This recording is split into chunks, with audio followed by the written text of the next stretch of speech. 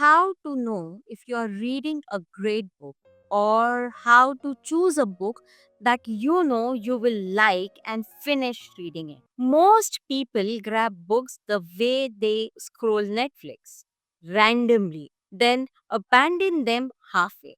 The trick isn't just finding a great book, it's finding your great book, one that grips you, teaches you, and feels worth finishing. Here's how to know if you have got one in your hands or how to choose wisely before wasting hours. 1. The 5 page test. Open the book and read 5 pages. Don't skim, actually read. Then check in. Are you curious about what comes next? Did you highlight or mentally note something valuable? Do you feel pulled in rather than pushed? If yes, keep going. If no, put it down. Life is too short for obligatory reading. Second, look at the author, not just the title. A great book usually reflects the author's depth, not just a catchy cover. Ask, has this author lived what they are teaching or just compiled quotes? Does this author have credibility, experience, research, life story? Third, do I actually want to spend hours in this person's mind? Remember, reading a book is like spending time with its author. Choose wisely who you invite into your head. A book is great when it meets you where you are. Ask yourself, am I looking for growth, comfort, escape, or answers right now?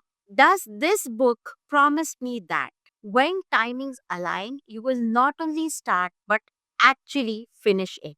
Skim the structure before diving in. Flip through. Table of content. Does it spark interest? The chapter titles, do they feel like questions you actually want answered?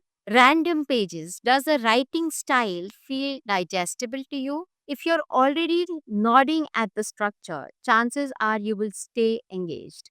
5. Follow the 3 highlight rule. As you read, you should find at least 3 moments where you stop and think. That's good. I should remember this. If you can't find even 3 nuggets by 50 pages in, it's probably not your book. 6. Check energy, not obligation. Great books give you energy. You close a chapter wanting to apply something, reflect deeper, or keep reading.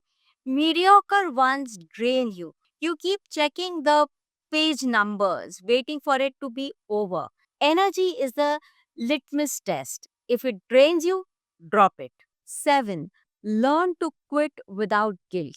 Not every book is for you, and not every book needs to be finished.